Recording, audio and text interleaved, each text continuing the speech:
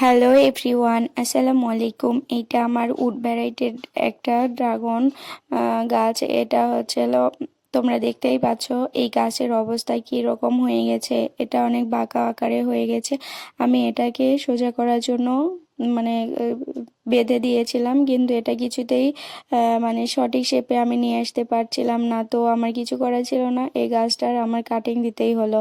আমি যদিও কাটতে চাচ্ছিলাম না, তো অনেক চেষ্টা করার পরেও যখন হলো না, তখন আমি এইখানে কেটে দিলাম। এখানে কাটার ফলে এর কাটা দিয়ে তোমার নতুন নতুন ডাল পালা গজাবে। তো আমি এটা কাটার পরে আমি কাটা স্থানে সেপ পাউডার লাগিয়ে দিয়েছি, যদিও সেটা আমি ভিডিওতে রাখতে পারিনি। তো এটা আমি যখন কেটেছি পরে এখানে সুন্দরভাবে সেপ পাউডার ইউজ করেছি, যাতে করে ফাঙ্গাস না লাগে।